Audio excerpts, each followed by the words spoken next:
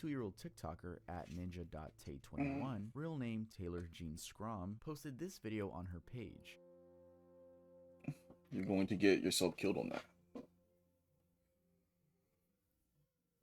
Chad, this is why I'm terrified of bikes. You can probably tell from the caption, it was meant to hit back at people telling her she would get herself killed riding her motorcycles. Now, it's unclear at what time of the day she posted that video, but that same day in the evening, Taylor died in a bike accident while heading back home from the weekly, quote, bike night event, an event she had attended with her biker friends. The said event was held at Woody's Barbecue on Flagler Plaza off State Road 100, and it turns out that as Taylor and 3 of her friends were riding home northbound on Interstate 95, they crashed near mile marker 296 at about 9:39 p.m. And the crash was sort of bizarre because Florida Highway Patrol, who had to close the road for about 6 hours, stated that the 4 riders, quote, collided into one another for an unexplained reason. They had been traveling on the left lane, probably drunk, and threw them onto the roadway. I think Taylor might have ended up in the center lane. What are you watching, bro? The report also says that she was moments taken before disaster. SUV, and that SUV had apparently been traveling in the center lane in the same direction as them. That SUV also did apparently strike another biker, an unnamed 29-year-old. Taylor and the 29-year-old died on the spot, while the 2 other bikers, 25 and 36, were rushed to Advent Health Palm Coast Hospital with non-life-threatening injuries. Hold on, chat. I have to fix something. Damn, but she got smacked though. She got smacked. She got smacked, man.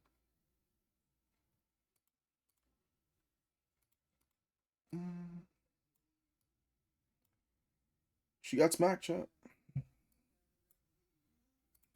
SUV passengers, a 48-year-old lady and her 16-year-old daughter, were unharmed. What I also found interesting, which by the way, take this with a grain of salt because it's from an unverified source, is that there were witnesses that claimed that the bikers were racing, weaving in and out of lanes before the accident. Following her death, her don't do that racing, chat. Blew up, don't do that, especially on a bike. Especially her final video. As of now, her TikTok has over 121,000 followers, and it remains a clear memory of the kinds of thrills she was into. Her bio, for instance, reads 09ZX6R21 S1000RR, both bikes which she owned, and her videos revolved around bikes and a bit of course she losing her obituary does confirm this, adding that beyond horses and motorcycles, she was also into barrel dancing and, quote, lived life to her fullest. Now, 2 things I'd also like to add to this case is that first, her Instagram had a substantial following already. That was about 40,000 followers. And second is that she did go viral not the day the crash happened, but about 3 weeks later. I'm gonna guess people were just talking about it, but I found this Reddit thread which mentioned her story and Does anybody else like realize that a lot of people get popular after they die? I don't know. Like what Pop Smoke, Juice World. Video and like a lot of those guys got a lot more popular when they died. Have negative thoughts on motorcycle riding. One Redditor even wrote, there are 2 kinds of motorcycle riders, those who have crashed and those daddy_tablecloth. Now, I'm sure this goes without saying, but if any of my subscribers watching this are motorcycle riders, please just wear your gear and your helmet and don't race. Just go the speed limit. Just seriously, a lot of horrible, especially on a motorcycle, but you're insane. But I know a lot of people just you're literally exposed. Other than your head, you're literally exposed. But yeah, rest in peace to Taylor, and let's head on to the next one. Ali Castile. One of the truly horrific murders to have happened in the last couple of years is that of Ali Castile, a 20-year-old from Louis, Missouri. Now, as the investigation unfolded, one piece of evidence that came out was this video shared by Oxford police. This is CCTV footage of Ali walking out of a bar in Oxford Square, which is near Ole Miss College where she was a student. This was around 11:52 p.m. on July 19th, 2019, and unfortunately at around 10:30 a.m. on July. Chad, did murderers fall off? I swear to God, like I don't hear anyone ever get like murdered or anything nowadays. I know there was that heist, that $3 billion heist, the little GTA 5 heist that they got away with, and they still have not been caught.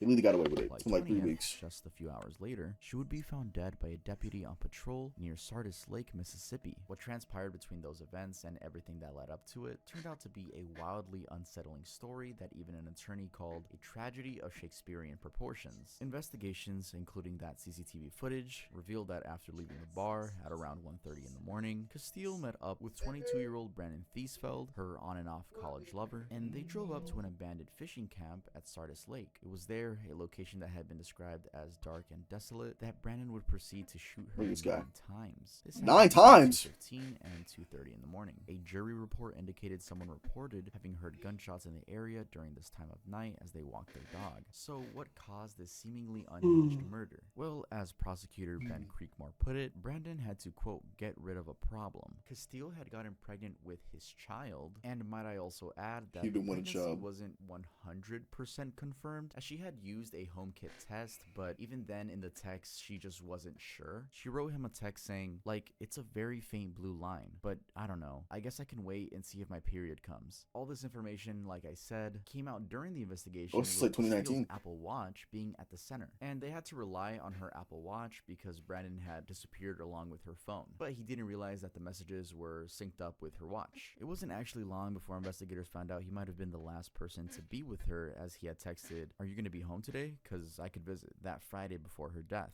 Now, of course, this is a very detailed case with lots of bits and pieces that I'm leaving out, but I think what stands out most is how much love she had for him, and he didn't return any amount of that love back, and how he premeditated the whole thing, even writing a letter to his parents sort of apologizing for it. His digital footprint was also quite damning in this sense, as he had Googled things to do with getting away with crime, tying people up, working a Glock pistol, and rather Working a Glock pistol. Brandon was arrested on July 22nd. Where did he get a gun 3 from? days later. We for have to attempting work on flee gun to laws, Memphis, bro. Tennessee. In his rather Where did this dude distinguishable acquire a truck gun? with Take It plates, police found a .40 caliber gun. He got extradited Damn, that back cop to is fat Lafayette as shit. County, Mississippi, where he was charged with Damn, that first-degree cop is murder fat, and bro. sentenced to life in prison with no possibility. Life in prison? Rest in peace. Wrap to him up. Ali.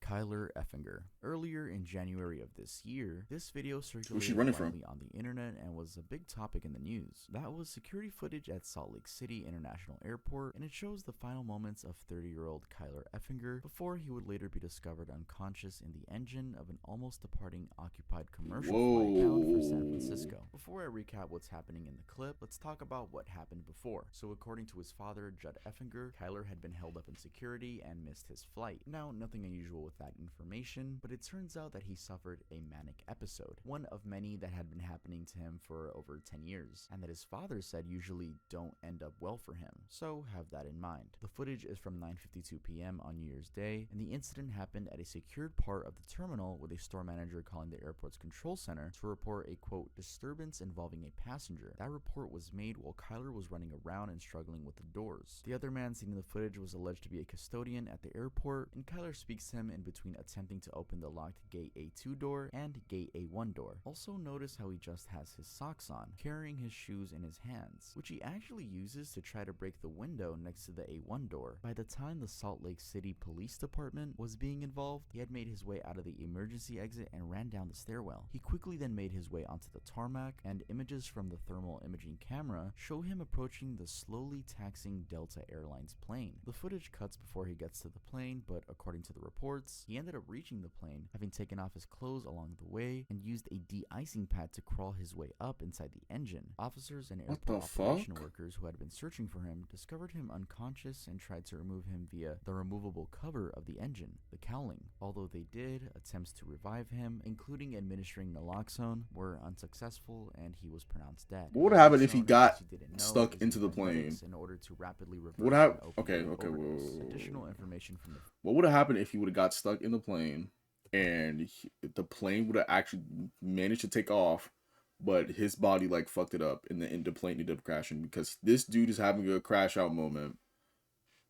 100+ people could have possibly died. Kyler could have been triggered by the airport stress, missing his flight. Yeah, believing probably. He was being profiled by Yeah, I mean, he can't do anything about it, bro. Also Like, apparently it's been barely trying had to it for catch a years. Flight to Denver after learning that his And it grandfather was New in Year's, the final so. stages of life. It is yet to be Yeah. through a He's losing, toxicology man. report what exactly was his cause of death. His family's take on the situation, well, this. Apparently, although failing to seek clinical help for his condition was a sign of protest against his bullies, self-medicating with marijuana didn't help him get a good grasp of the episodes, and it ended tragically. Rest in peace to Kyler.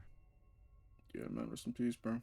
Kyle Careford and Michael Owen. It's one thing for a video of a disaster. I'm about to use the bathroom real quick. I'm literally about to pee. Like, I'll be back though. Bye-bye. Here, you guys listen to music.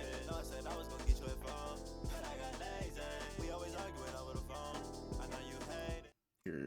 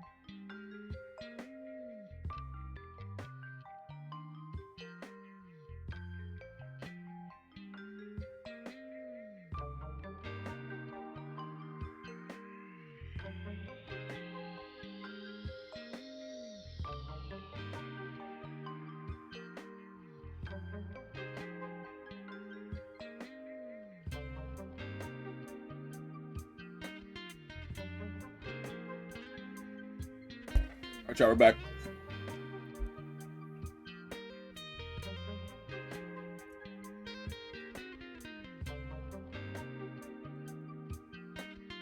Get some eats. We get some eats. Out of chance, like for example CCTV footage, but then it's a completely different situation when the family themselves release the deceased person's video just to warn others. I'm talking about this video from 2015. The two men recording themselves were Kyle Careford and Michael Owen. Owen, 21, a father of one, was the one recording, and Careford, 20, was the unlicensed driver behind the wheel. It turns out that the two were high on a cocktail of drugs, and as you can probably tell from the footage, they were gassing each other up, even to the point where Owen says, "You're doing 90, boys, slow down." Driving Owen's Renault Clio, they had been speeding through the Rotherfield Road in Crowborough countryside, East Sussex, England, in the early hours of April 12, 2015, before Careford lost control and plowed into a St. Michael's Parish church's wall. They both died instantly besides having their seatbelts on, and actually at the end of the video, you can hear someone call out, "Can you hear me?" But there's no response. Releasing the footage, Owen's mother, Kat, said that she hoped it would stop others from making a decision like her son. She added that she blamed both of them for the incident. Careford's family also spoke on the internet, with his brother even saying that he hoped that the footage could connect to even one person and prevent them from causing a great harm to not only themselves but their entire family. And as I stated before, both Careford and Owen were high at the time. Apparently they had taken a bunch of prescribed and illegal drugs that had completely impaired their ability to drive a vehicle. It would thus be no wonder that they were doing 90 on a 30. Now, an interesting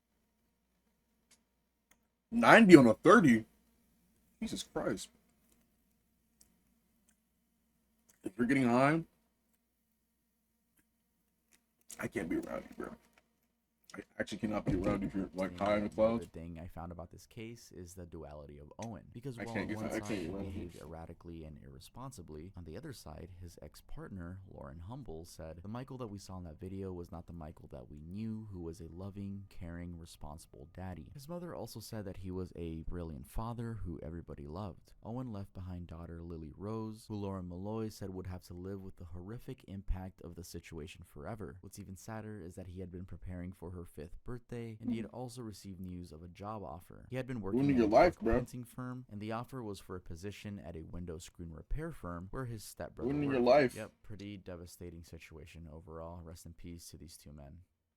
Sonu Jaiswal. On January 15th, 2023, Sonu Jaiswal, an Indian citizen, recorded this video while aboard a passenger plane just about to land in Pokhara, Nepal. At the start of the video, he's calm and you can tell he's just documenting his experience as he pans the camera to capture different angles including himself, the outside, and the inside of the plane. He was actually sharing this footage via a Facebook live stream. However, about 50 seconds into the 1.5-minute video, you can hear screams and the camera shakes violently, indicating that this was the moment disaster struck. That plane, a 15-year-old ATR-72 owned by Yeti Airlines, crashed into a gorge, the Seti Gorge, with half of it hanging on the hillside and the other half falling down into the bank of the Seti Gandaki River. The incident also happened to have been captured by another camera angle. That's why I'm actually terrified to get on the plane. TV showed huge thick smoke coming up from the crash site, indicating a possible fire. This was confirmed to be true as other close-up photos and videos began being shared on social media. It was clear that the impact had caused the plane to go up in flames. The impact was also so brutal that all 72 people on board, 68 passengers, and 4 crew members died. Sonu had apparently traveled to Kathmandu, the capital of Nepal, to visit a temple to pray for a son. What's also a little disturbing but just coincidental about this case is that the co-pilot, Anju Kadiwada, had lost her pilot husband, Deepak Pakrel, several years earlier in 2006 after he too crashed while piloting a different Yeti Airlines plane, a DHC-6 Twin Otter 300. His plane had also burst into flames upon impact. So what caused the crash? Well, the official report attributed it to pilot error. It stated that the sudden tilting of the plane was due to the pilot pulling on the wrong lever when preparing to land at an altitude of about 721 feet, instead of changing the wing flap angle. The lever that was pulled changed the propeller angle, causing the plane to lose momentum. There's a whole technical explanation of what I can't trust my life happened, like that. but just know that there were 2 levers next to each other, the condition lever and the flap lever. The pilot pulled the condition lever by mistake. The report also added that it was likely that the pilots were distracted. Also worth mentioning that Nepal has had had a particularly bad history when it comes to airplanes, as between 1960 and 2022, a total of 106 planes have crashed, with a death toll of about 590. About half the crashes involved the twin-engine planes, which is like the one Sonu was on.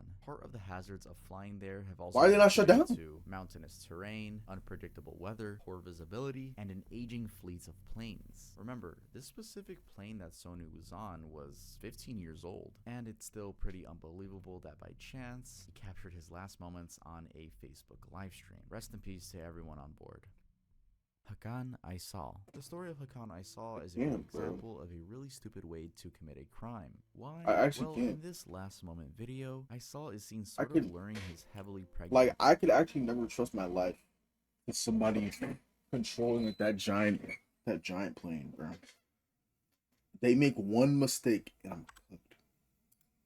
They make one mistake. Wife, 32-year-old Semra, down to a I cliff's have edge to on just the sit there. scenic Butterfly Valley in Muğla, Turkey. That spot where they I are can sit there is and actually call a everybody and popular say, well, tourist stop, as it offers a breathtaking view of Kabak Bay, an equally popular destination. In fact, this is the reason that the video exists, because as Aysal led his pregnant wife down, other tourists were in that same location and they were filming randomly, and it was by chance that the daughter of one of the tourists caught the couple on camera. You can see at the end of the video that they disappear out of frame, but it later came to be revealed that although pretending to take a selfie with her, he had ended up pushing her down the 1,000-foot high Oh my ledge. God. Reason? Well, like I said, it was a rather foolish attempt to commit a crime, insurance fraud. This was revealed during the hearing, where it came out that just days after the incident, he had tried to cash out on their £40,000, approximately $50,000 US, insurance policy, which actually, rather strangely, had him enlisted as the only beneficiary. The insurance payment was declined when the news of the investigation was unveiled. His version of the events? Well, he said that after taking a selfie, Semra put the phone in her bag, which they left a few steps away from where they later sat. Then she had apparently requested him for the same phone, and as he got up to walk to the bag, he heard her scream, only to find that she was no longer there. The story, however, didn't hold up, as there was a mountain of evidence against him. For example, there's already the video footage that the other tourists took, and those who witnessed it even said that Aysal was acting strangely with the mother of the daughter who took the video. Oddly enough, the woman even joked and said, either this man will throw the woman off or the woman will throw the man, which is really creepy looking back on. And there were also claims that the couple had been on the cliff for about 3 hours, assuming that Aysal was waiting for there to be no witnesses around. That's why there's no footage of him actually doing it. It also emerged, claimed by her brother Yoku, that Semra had taken out 3 loans on behalf of Aysal despite her well-known attitude against taking loans. Lastly, an additional damning piece of evidence was how everyone claimed how he didn't seem moved by his wife's death. For example, Sait Erturk, a driver that he flagged down to help after she, quote, fell, said he did not accompany them to search for the body. He had apparently been, quote, carefree and calm,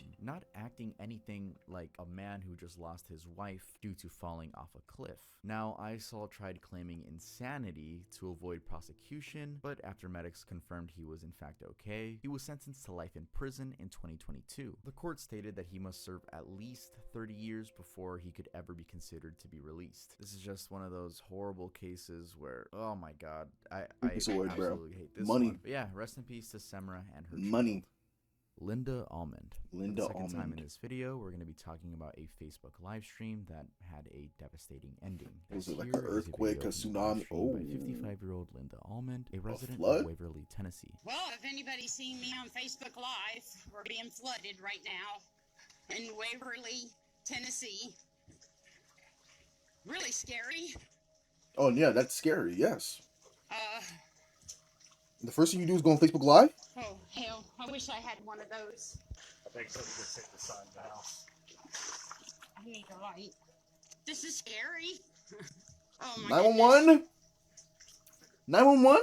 Oh, my goodness. Why are we on Facebook Live? In the video, she basically puts it out there that 911? terming it as, quote, really scary. Her final words before the footage cuts out, as you just have heard, were, "This is really scary. Oh my goodness. Oh my goodness. Yeah, Shortly bro, I was after, fucking terrible. Almond and her son I Tommy, pray to God I'm both never of in who like were a on the situation roof like of their this, bro. house, were swept away by rushing water after the roof collapsed. And while Tommy was rescued by authorities, Almond sadly didn't make it. Now, all this happened in August of 2021, and the mind-blowing thing is that it was caused by a August of staggering 2021. 17 inches of rain that fell in Humphreys County in just under 24 hours. That amount of rain had actually not been recorded in the area ever before. It was reported as having broken the previous record for most rain to have ever fallen in Tennessee within a 24-hour period. The only other time such a thing had been witnessed was the single-day record of 9.45 inches from back in 2010 in Nashville, which is about 60 miles away. And even crazier is that about 9 inches of it fell within just 3 hours. It thus makes sense why, despite the rain having begun on a Saturday, by the time I Almond would was going not live at about 10:15 a.m., going to the flash Tennessee. flood waters had risen Ever. quite significantly to the point that they were carrying debris and throwing it around. In fact, in the video, you can hear a voice, presumably that of Tommy, saying that something just hit the side of their house. Now, as I mentioned, Almond never made it as her body wasn't found in the flood waters. At 2 p.m. on the following day, a Sunday, her family confirmed that indeed she had passed away and that her body had been later recovered by authorities who were certain she died in the water. What's even worse was that her death was not isolated. The rains apparently kept on, and by Tuesday of the following week, a total of 21 people had been declared dead, with 10 others being reported missing. The flood had caused devastation. Bro, I that ran really for hope about I never 10 like a miles, situation with like local that, bro. Sheriff Davis stating that rescue operations were not only overwhelmed, but that the situation was expected to remain the same for about 30 more days. Now, having learned all that, the video feels even more heartbreaking, and what's sad is that such a situation is likely to repeat itself because, as a reply to this comment pointed out, there's a chance such rain is not predicted in time in some areas. But yeah,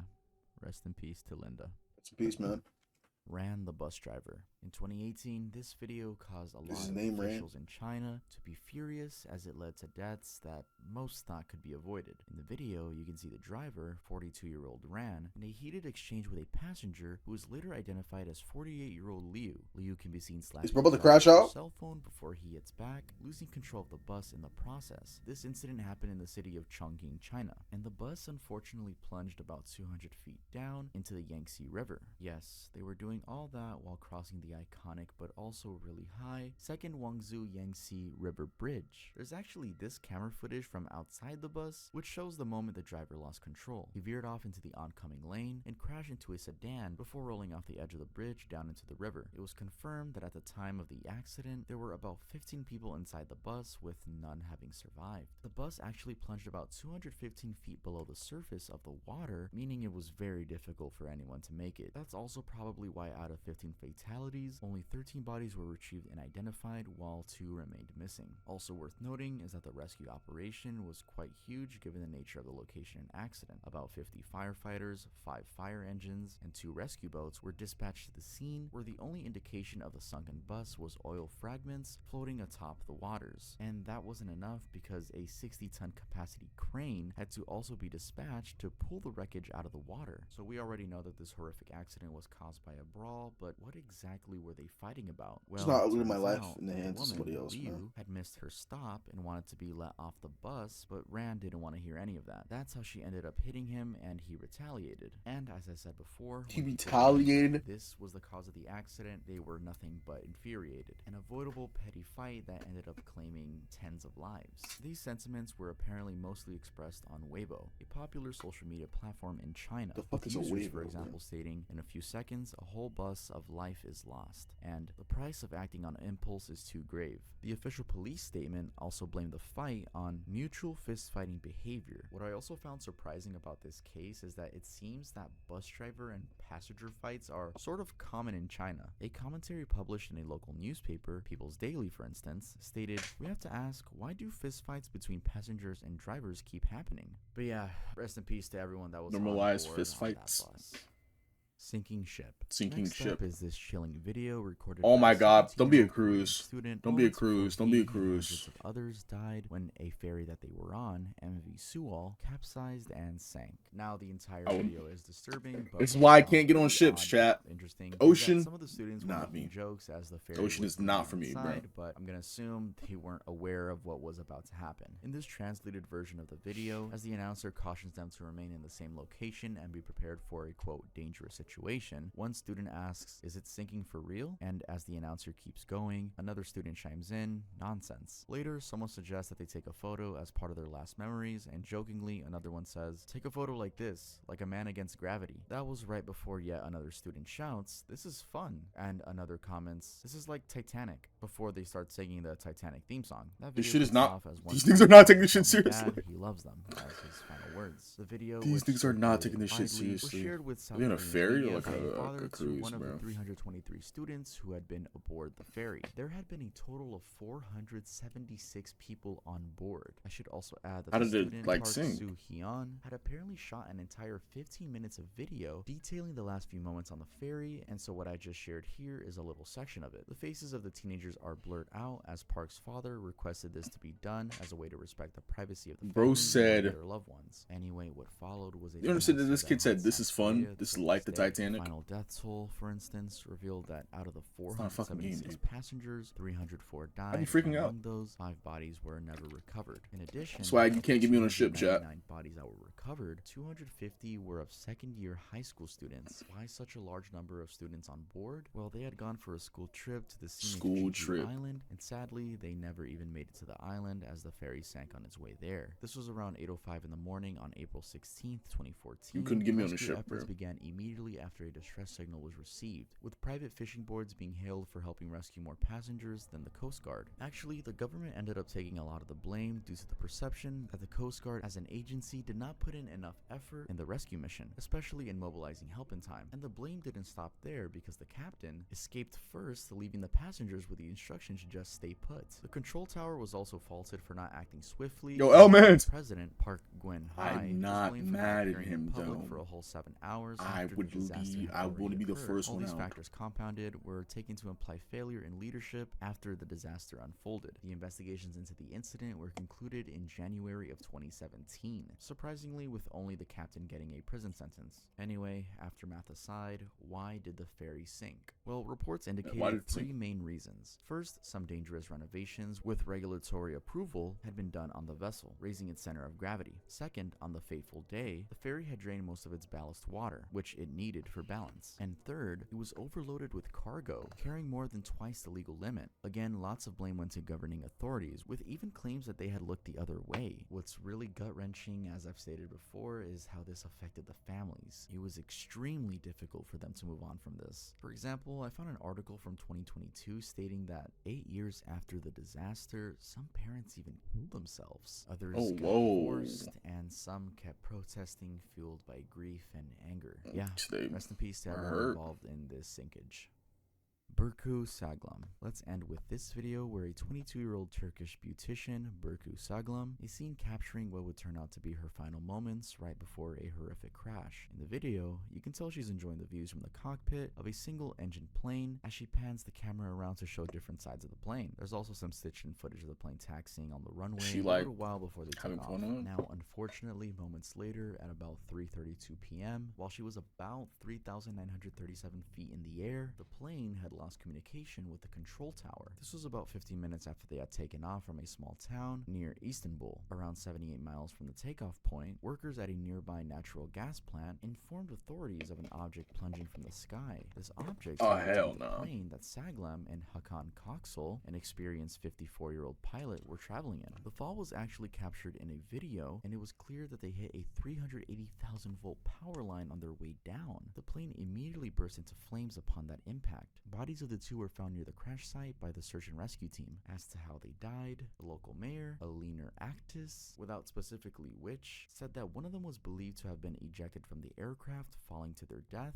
while the other one died while the plane caught fire upon impact. An even sadder part of the story is that Saglam's parents were not aware of her flying escapade, as she had only notified them that morning that she was leaving home in search of a job. She had also apparently posted on social media that same day with a caption saying, nearby. Now, as to what caused the crash, an investigation concluded that it was just bad weather. The plane apparently clipped a pylon, the wing structure that supports the engine, causing it to plummet uncontrollably. The Transportation Safety Investigation Center blamed Coxel for having initiated navigation of the flight without evaluating the weather. This meant that as conditions deteriorated on their return leg, he panicked and, quote, lost situational awareness. So the legal fault was fully a pilot error. The investigation determined that no other parties could. This is why I just cannot complain. To these two people. I need the top notch. All right, man. Hey, W tough. Side, but I hope you W guys tough, man. appreciated the way I explained things, and if you liked the video, W tough. leave a like on the video. If you are new to the channel, it would be awesome if you could subscribe. I don't know if you guys noticed, but I'm wearing some Quadeca merch. Yeah, I don't care, tough. Hey, man, W video though. With that being said, I'll see you W tough. guys W tough.